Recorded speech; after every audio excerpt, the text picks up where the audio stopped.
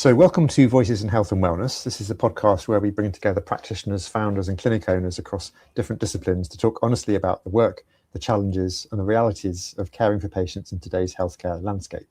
The goal of this show is simple: to create a ripple effect where practitioners can learn from each other, collaborate more effectively and ultimately improve patient outcomes.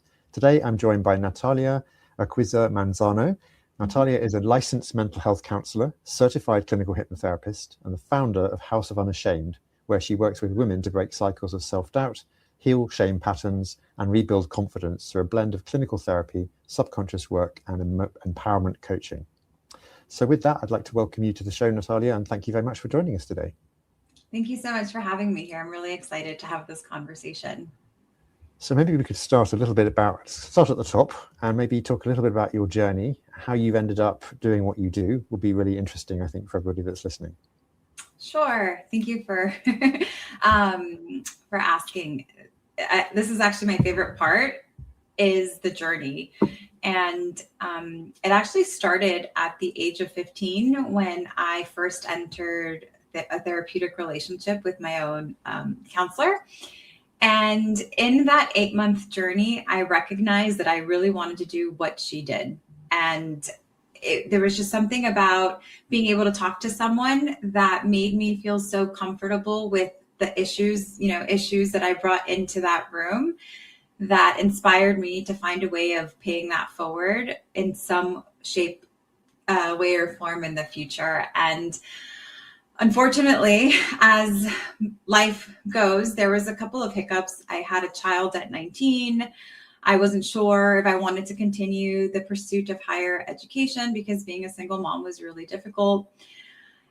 But along the way, with postpartum depression and having to seek clinical care at some point after my pregnancy, I realized that there was very little help out there for individuals, not just women, but all people in general. It was not as accessible to find mental health services at a price that was doable for people in the college range age. And so I decided to shift my major to psychology and also religious studies. I wanted to understand how faith and the way people believe about a higher power mixed with psychology can help others understand what their purpose is, why they're here, and to find meaning making in the negative or the not so good experiences so that we can have an empowered approach towards our life and our future. And so I found my home in a rehab center for women. It was Susan B. Anthony's Women's Recovery Center. That's where I did my practical. And I fell in love with addiction treatment and trauma treatment. And so my career has mainly focused in that area. And about a year ago, I left the industry and decided to start my own practice when I recognized that there was a lot that could be done for mental health treatment that wasn't being done in these types of settings. Insurance doesn't cover, or it's just not effective when people get well quickly. So it gave me the idea, let me go and start empowering others to wake up to the truth of who they are so that they can start living their life unashamed. Thank you for sharing that. Really always interesting to hear the inspiration behind what you've created. So you've obviously created the House of Unashamed, and you've really focusing on shame as one of the things you help people with. What kind of drove you specifically to this whole thing around shame? Because it's quite niche in the kind of therapy space. I'm just kind of curious of how you've kind of gone down that path. Yeah, I had a lot of things happen to me over the course of my life, and I was always really open about sharing things. And I realized that as I shared it, I gave voice to things that seemed really scary, but weren't that scary once it was said out loud.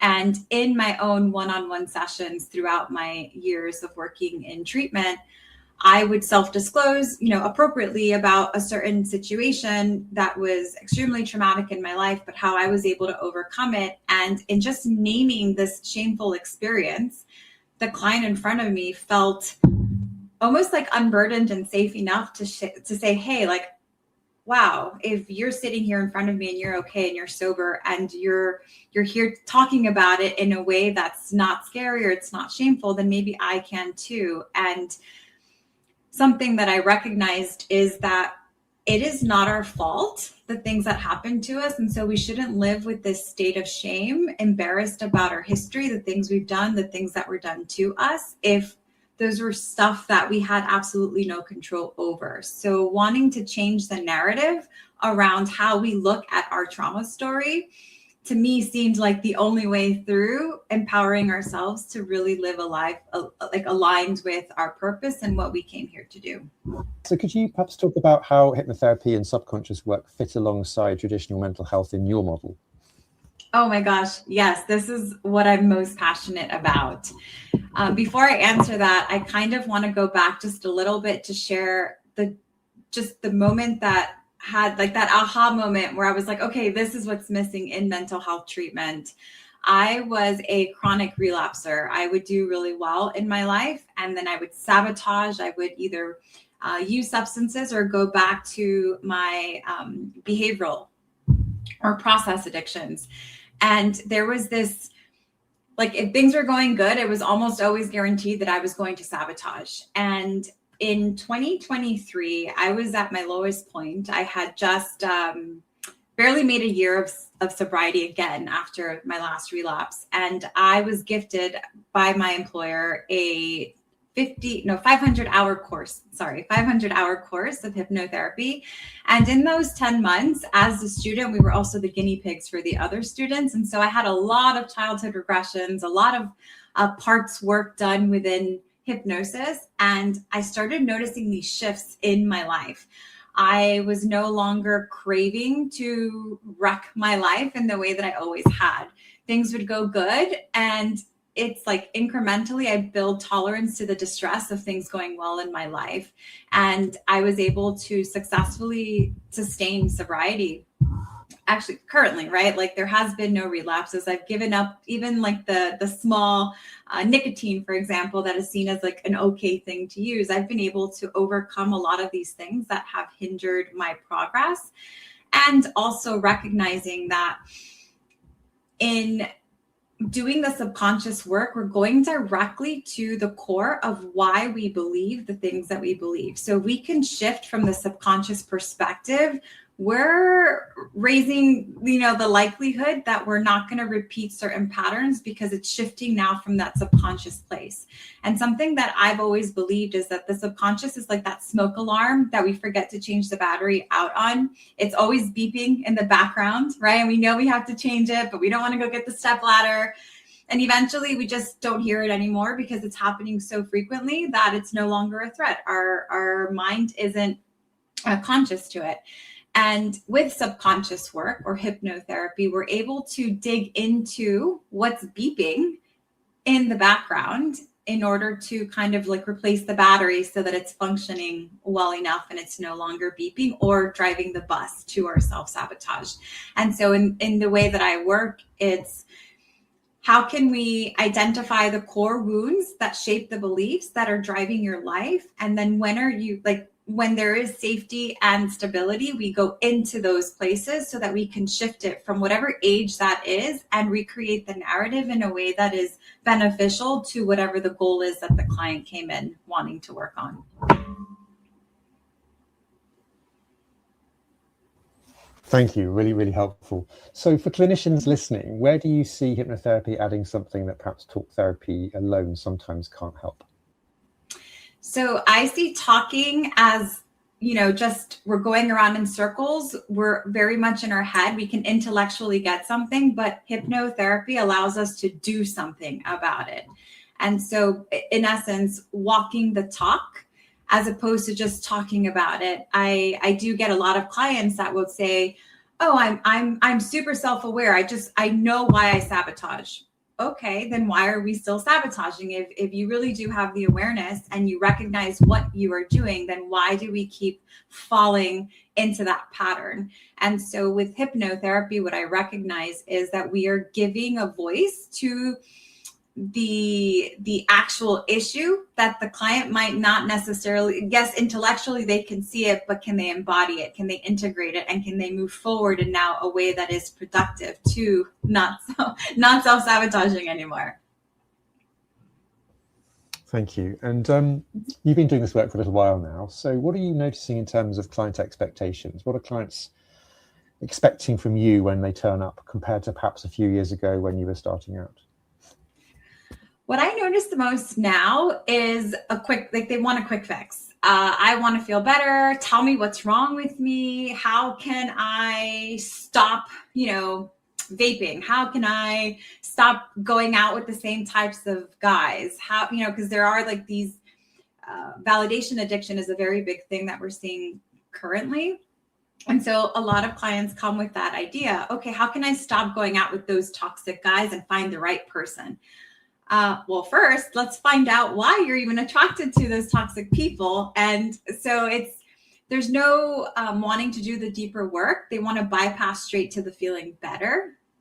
And a lot of things also point to wanting almost to be coddled. The saying that I use is like, I don't want to co-sign your BS. And a lot of clients do want to be co-signed and want to almost get like the permission to keep sabotaging. And I notice that I'll get clients, for instance, to come into session and they just want to talk about something. And we'll talk 3, 4, 5 sessions. And then it's like, hey, like, why are we here? I'm not your friend. We're not just chit-chatting. Do you want to get better or do you not? Because like, I want, like, you're here to get better and it's my job to push you there. And sometimes I have lost clients. They don't like that approach. They don't want to be told that they're talking too much about the problem, not doing something about the problem. But I like to believe that there is a way to the other side. There is a way to get better, and talking about it isn't it. And why waste your time and your resources if I know that we can get you there and you're ready to get there? I mean, you wouldn't have signed up if you weren't. Thank you. And do you think, a client, in your experience, are clients coming in more informed, more overwhelmed, or a bit of both? I would say a bit of both. They're very informed, but by what Instagram and TikTok have to say. So I know my attachment wounds and I know that I do this and I recognize that I self-sabotage and okay. But then you give them actual resources that might be beneficial, and because it challenges whatever influencer is speaking on that topic, they're not necessarily happy about it, or they're more likely to challenge. I've gotten into these like challenge, and I do welcome, let me first say that I welcome a client to challenge me if they don't agree with what I'm saying or with what I'm suggesting the course of treatment look like. It is their plan, and I want them to have a say in it. But it's funny when they ask me for a recommendation or a suggestion, and when I offer that resource to them, they're like, but this is wrong and this is boring and why would I do this? Because it's psychoeducational, it's helpful, it's research backed. Read it, like try it. If you don't like it, then we can talk about it. But there's a lot of being closed off just because it's not what's mainstream today. You've just mentioned social media, so I've got to ask, there's obviously a lot of misinformation out on social media. There's probably some very helpful information. How do you navigate all of that with clients that come in? They've obviously seen stuff on social media. How do you kind of handle it all? Ooh, that's a good one. I being completely transparent is something I struggle with. There are times where I'll post on my own business page and then I'll take a 3-month hiatus because it's just so overwhelming. And when I have clients say, hey, I saw this influencer do that, or I just wish I could do this like this influencer, I have to remind them that they are human and that they most likely have tripods set up all over their house or their apartment, and they're editing everything that they don't want to be seen. Also, one of the things that I think is really important is, what are the credentials that this person is using in order to speak on that topic? A lot of people do have lived wisdom or lived experience that they're teaching from, and I think that's great. However, I also think it's important for you to verify what qualifies this person as an expert in this field, apart from just the lived experience. And how do you help clients bridge the gap between the insight into their condition and actual change? Because there's a bit of a void there. I just wondered how you negotiate that. So what you're asking is, once they have that aha moment, how do we integrate that into real actionable steps? Yeah. What I like is, in our sessions, we might have these aha moments, and then it's, well, let's talk about it. What does that feel like in the body? Is that scary to you? Is it anxiety provoking? Are you excited about this? Is it making you sad or angry? Right? We also have to be very in touch with what is coming up the moment that aha moment happens. I notice a tendency for people to dissociate and not stay in the body when they have these aha moments. So for me, my number one goal is for them to be in the body and really maybe body scan, check what's coming up for you. How's it feel? And how can I support you in this moment to build that tolerance to the distressing feeling? I also tell clients that emotions are the way that we receive communication, right? There are certain things that are going on that we might not be cognitively aware of. And so emotion is a way for us to really lean in and try to understand what's happening from a very different perspective. When we spend time to just pause and really try to see, okay, what's coming up for me? Only then can we move to the next step. And for me, it's okay, if you had this aha moment, and I'll give you an example. I recognize that I like to pick up cigarettes or vaping every time I go through a very stressful period at work. So if I see what those red flag warnings are of the stress level going up, it's time for me to practice that pause, because I have the awareness, right? That's why we came in. I know what the problem is. But now, am I going to stop and challenge? Am I craving to pick up this nicotine, the vape, or the cigarette because I'm overwhelmed, because I'm avoiding something, because it's good for me, right? Am I doing this for my addiction, or am I doing this for my recovery? I think that like asking that question is really good to understand. Am I sabotaging knowingly? And then what are the tools that we learned in session that you can apply in that moment so that you can completely change the avenue or like the direction that you're going? And I call that opposite action. If you always do the same thing in these situations, then it just makes sense that we have to do something different in order to break the cycle. I get it. And obviously, any kind of therapeutic work, there's always that risk of transference, and you have to look after yourself. So how do you look after yourself when you do this kind of work? How do you prevent burnout? How do you prevent yourself from carrying all this emotional burden that can often be coming across from your clients? I love that question. One, I have my own therapist. I make sure sometimes I have to see her more often than other times. And I think that's also very important for any clinician or any type of practitioner that works with other clients, is making sure that you can call yourself out when you're in need of a tune-up or you're in need of checking in with someone. So every now and then I do reach out like, hey, tough week, when can we meet? And then there are times where I'm okay for 2, 3, 4 weeks. And then I can see her after a month because clients are more stable and I'm okay managing that. I also think having some type of ritual, like ritualistic self-care. I like to journal. My spirituality is really important to me. So whether it's reflecting with oracle cards in a journal, whether it's taking some type of spiritual class, like learning to read the Akasha or the Akashic records, Reiki, just little things that fill me up or fill my cup up so that I'm ready to go during those hard weeks. And also scheduling breaks. I have on I don't have the phone next to me because I didn't want distractions, but I usually have every day on my calendar, take breaks. And so whenever I check the time, I see that, take breaks. And I'm like, okay, I guess it's time to, go stretch my legs, go get some air, go take the dog out, go do something outside of just being here, hyper-focused on what I'm doing. Just finding things that I love that keep me happy and reminds me of why I'm doing this in the first place. And painting, I think, is like one of my biggest things also, where I kind of just get to let out emotion without having to use words, and it creates something really cool. No, thank you for sharing. I mean, this self-care is so important across all modalities, and I think as doing patient-facing work, we must all be very, very mindful of looking after ourselves. So thank you for sharing what you do to look after yourself. So House of Unashamed is a business as well as a clinic. What's going particularly well from a business angle for you at the moment?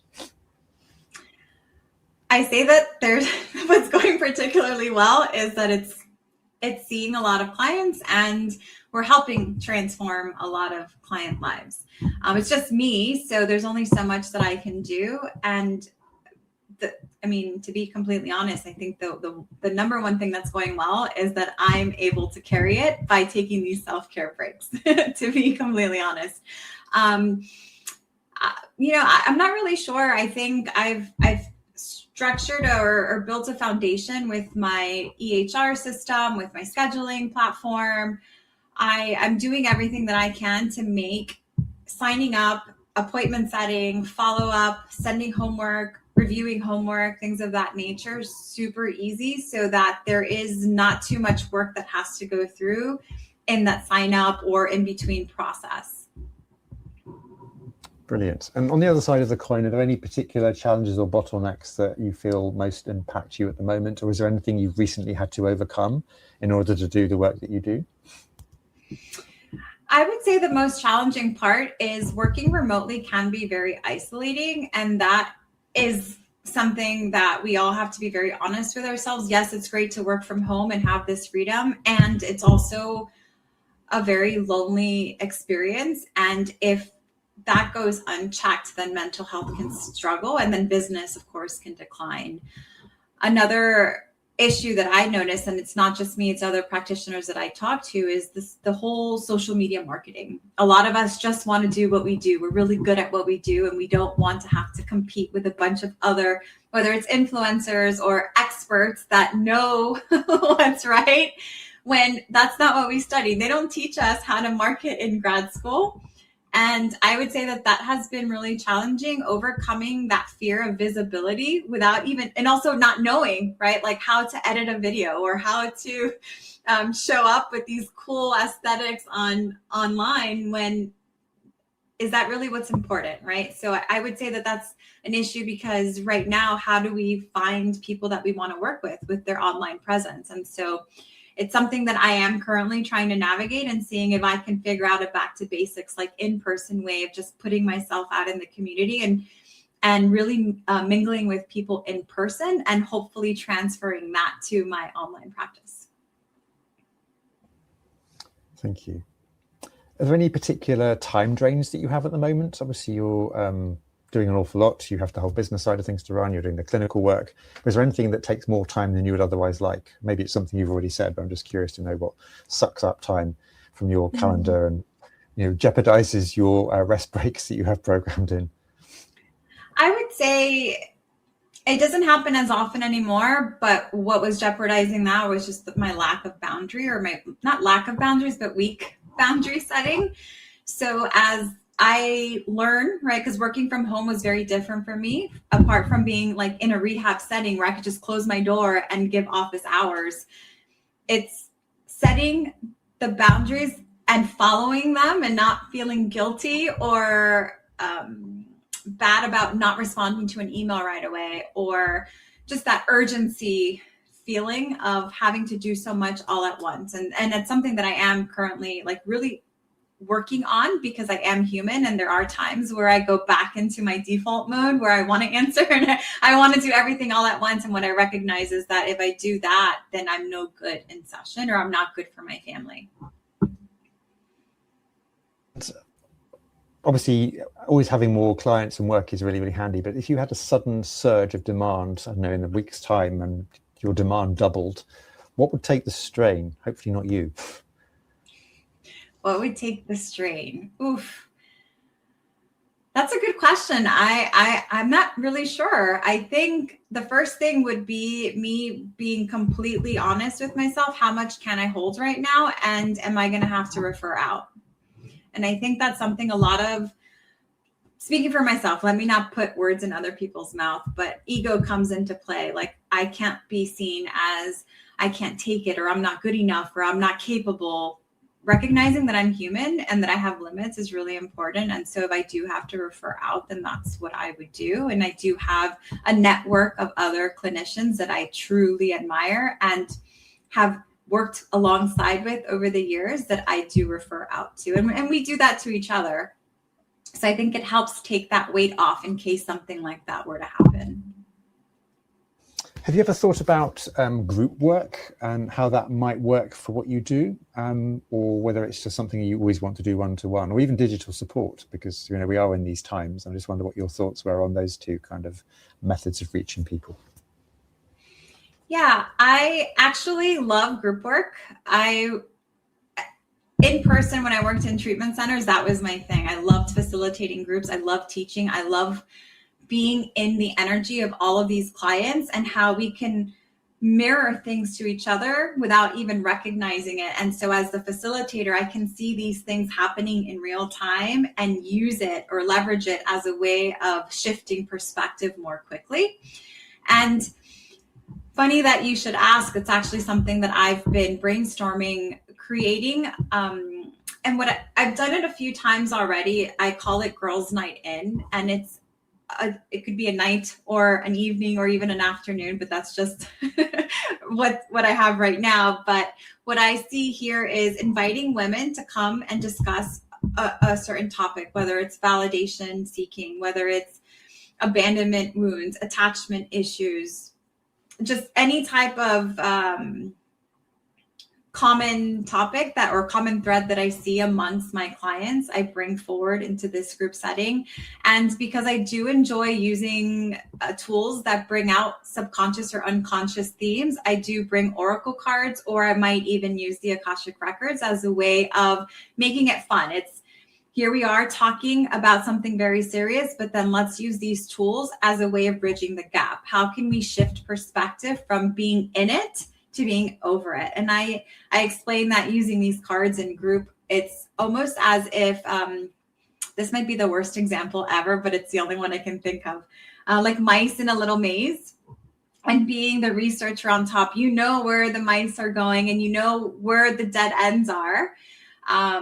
But when the mice is in there, they don't really know. They're just basically going based on instinct. And so these cards allow us for a moment to kind of take a step back and see from this higher perspective. And in these group settings, after we have the discussion and after we do the cards or the Akasha, what I like to do then is give real life, like whether it's shadow work or inner child prompts for them to take home, just some type of grounding exercise that they can use in between, whether they want to continue working with their therapist, with myself as a coach, or doing the next group activity that we have. So if you were starting your practice again tomorrow, or is there anything that you would do differently based on the experience that you've had? Or perhaps you probably would do exactly the same again, I don't know. I think I wouldn't hesitate as much. I think I let fear drive the bus for a really long time. The what ifs were really loud. And if I learned anything is that everyone has to suck at something in order to be really good at it. And I would stop doubting that I was capable and just go with it. I had a mentor once tell me, just start afraid, start messy, start without knowing, but just start, because once you put that foot in front of the other, the momentum naturally builds and like you'll undoubtedly know where you're supposed to be going. And finally, looking ahead to the next 12 months, what does success look like for House of Unashamed? I love this question. Success for House of Unashamed looks like meeting more women, initiating change, and just bringing a community together where like-minded individuals, in particular women that want to to stop shaming themselves, can come together as a group to empower each other to continue to successfully reach their goals. Amazing. With that, I would like to thank you so much, Natalia, for joining me today. It's been so interesting hearing about your story, the inspiration behind what you do, some of the work that you do, how your clinic helps the clients that you serve. Thank you so much, and really appreciate it. Thank you. Thank you so much. It was awesome.